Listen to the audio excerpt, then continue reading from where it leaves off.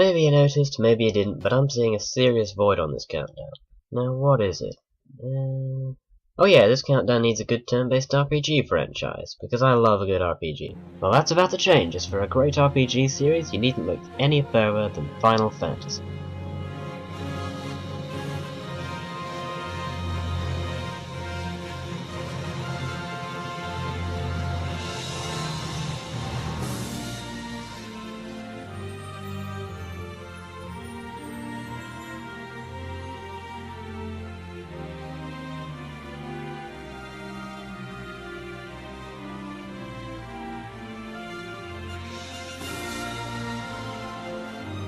Oh wow.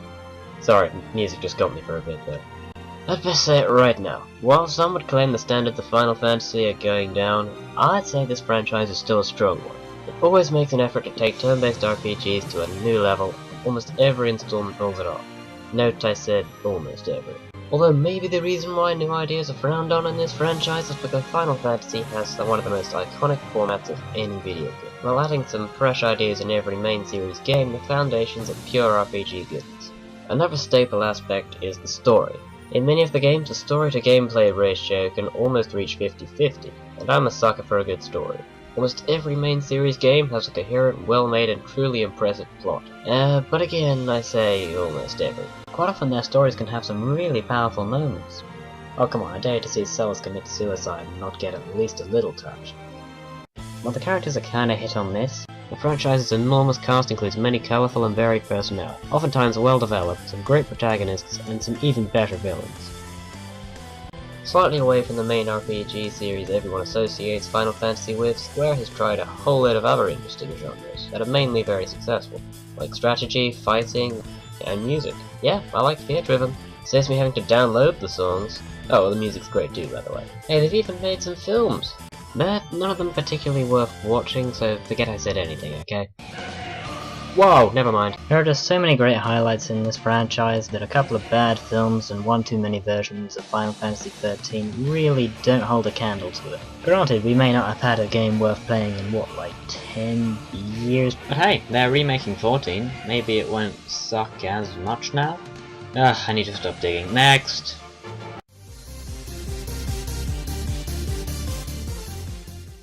Let's finish this without going off on another controversial tangent, shall we? Okay, go. The thing that usually sways me towards the PlayStation in most console arguments is this PlayStation exclusive franchise, Metal Gear Solid.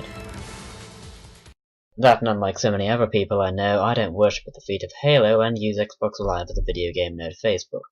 And I just did it again. Anyway, Metal Gear Solid, everyone.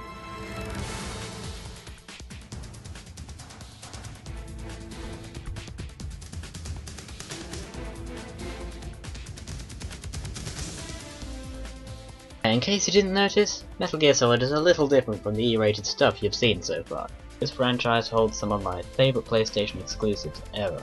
Firstly, let's talk gameplay. Stealth, combat and survival are all prominent elements in these games, and I love it. You can play it sneaky or offensive depending on the situation, and both are equally fun to play. Make for some pretty exhilarating gameplay, particularly with the bosses. The franchise is always very strong in its story and characters as well. Except for the original Metal Gear games, but nobody cares about those. All the confusingly different Snakes and Ocelots, Meryl, Eva, and even the supposed comical relief Johnny are all great characters. Even most of the bosses have great backstory and personality.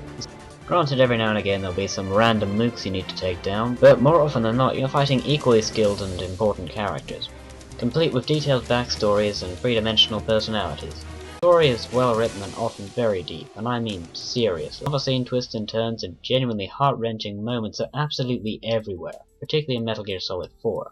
And the soundtrack? Excellent. The heart-pounding encounter music, the James Bond-esque Snake Eater,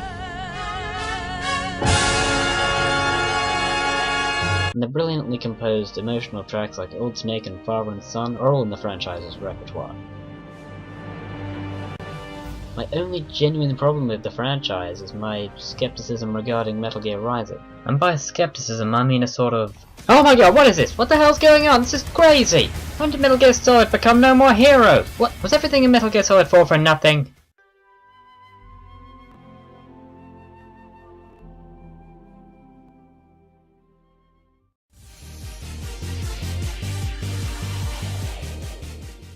So, Metal Gear Solid and Final Fantasy one after the other. Unless you're into the heavily story-oriented games, I'm surprised you're still here. Well, enough of all that stuff. Kirby, everyone!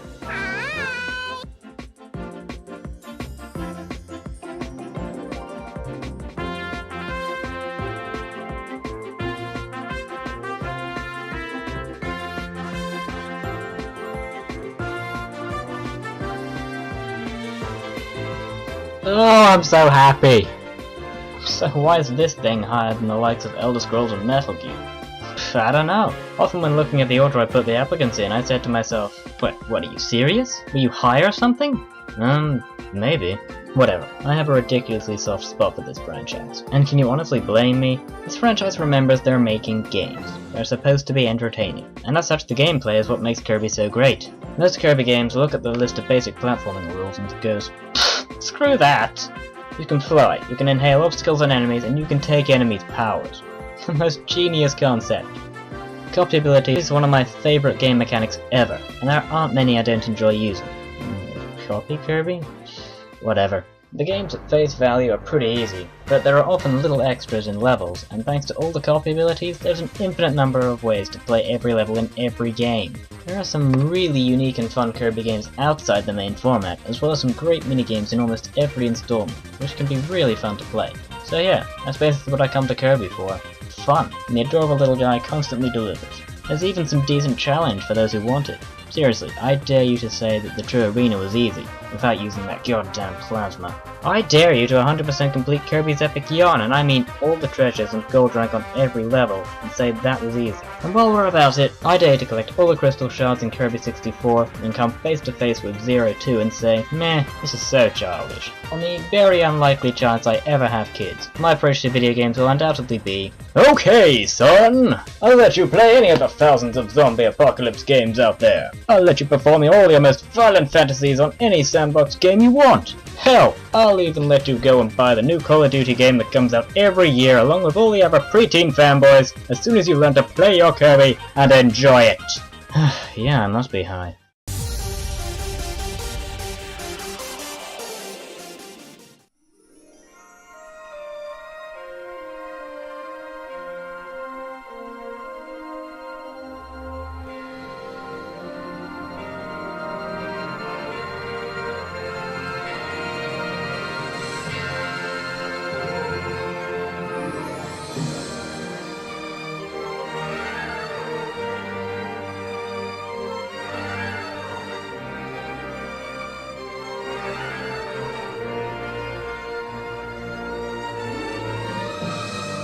There it is, people. I'm a huge Kingdom Hearts fanboy. No point denying that. I can imagine most of you rolling your eyes right now. I just hope I can explain my preference with any degree of credibility. There's a great deal to love about Kingdom Hearts. Firstly, you know what I said about fun? Therein lies a massive reason why I love it. Kingdom Hearts is home to some of the best hack and slash gameplay in any video game ever. Playing through a Kingdom Hearts game, cutting enemies to ribbon with your giant key, unloading incredible special attacks and duking it out with some of the flashiest bosses ever conceived is some of the most fun I've ever had in a video game. Secondly, and a bit more controversially, the story. You may have noticed by now, but I love a good story in a video game. While some say it's stupidly complex and nonsensical, I find it to be outstanding. Yes, it's complicated to the point of being headache-inducing and sort of sprawled out throughout the games, but it pieces together really well. With a little effort, you can get your head around the story pretty easily. Somewhere away from the one-dimensional protagonist and troupe of Disney characters is a strong cast of characters. The story is full of great emotional and memorable moments, easily rivaling the likes of Metal Gear and Final Fantasy. Speaking of which, these games have Final Fantasy characters in them! It doesn't affect the story much, but it admittedly feels cool to fight alongside and against them. Yes, it could be considered fan service and a cheap way of advertising their other installments, but I can't fault the end result, and I admit it works. I've decided to check out other games like The World Ends With You and even Final Fantasy after their appearance in Kingdom Hearts. Consider that Final Fantasy was number 5 on this list. I wouldn't have looked into it if Kingdom Hearts hadn't piqued my interest. So I guess that's just another reason why the franchise means a lot to me. Finally, I can't praise Kingdom Hearts without mentioning its soundtrack, which is currently my favourite of any franchise. I've already spent almost half an hour praising the soundtrack in a previous video, so check it out if you love Kingdom Hearts as much as I do. Does the franchise have glaring flaws? Plenty of them. Yeah, the gameplay is pretty flawless, except for this game. And this game. Oh, and that game.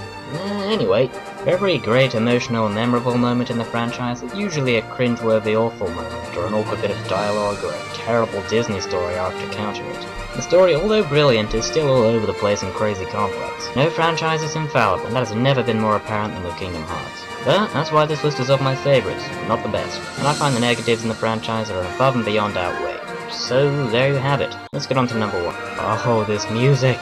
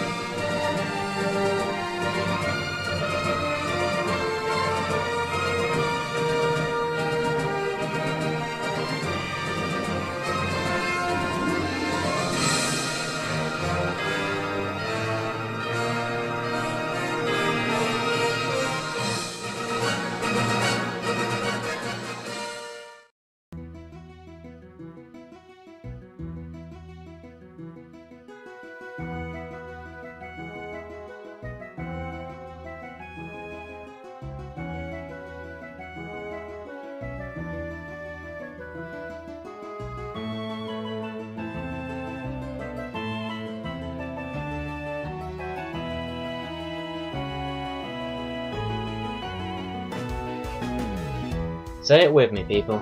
Pokemon. Just Pokemon.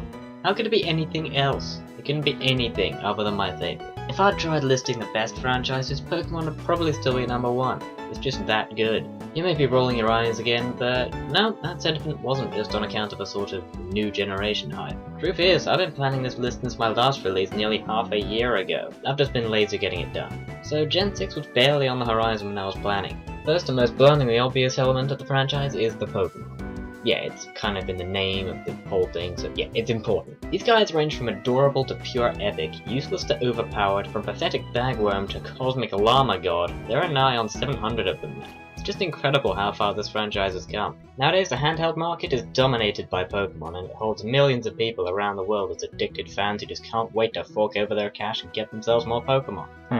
This is sounding a lot like new generation hype. And why not? What's not to love about it? Vanilla Pokemon works something like this. Taking place in one of 6 massive regions, you journey through awesome locations, assemble your Pokemon team, and fight your way to the ultimate goal of beating the champion, and saving the world on the side. Most satisfying feeling ever! I just love the freedom you're given in these games. You can choose your name, gender and appearance, what Pokemon make up your team, what moves they learn, how strong they get, how well their stats develop, and unlucky for your rival, you can pick his name too. You're given so much freedom in your playstyle as well. You can just wander through the games, exploring amazing locations, finding new Pokemon at every turn, plowing your way through Pokemon gyms of baddies and weird outfits, and generally having the time of your life.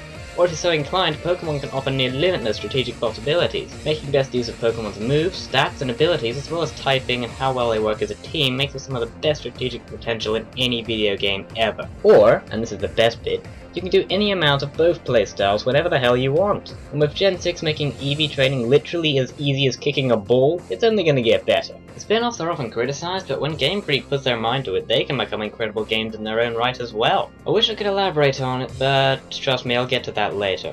Okay, so let's cap it up with a list of all the things Pokemon does right. Locations are good, the characters can be good, the story is often great, the soundtrack in most games are great, the gameplay is always phenomenal, and it gives freedom, strategy, and fun like no other franchise. It's got everything I could want in an RPG. I remember at one point considering Kingdom Hearts for number 1, but that's while I was still high off the music. After some serious cold turkey treatment, I realized something. Well, 2 things actually. 1, Pokemon's soundtrack very closely rivals Kingdom Hearts', and 2, if there was one franchise I would not want to do without, if I could only play that one franchise for the rest of my life, it would be Pokemon. It's always been Pokemon. It's been there ever since I started playing video games, and it's not going anywhere soon.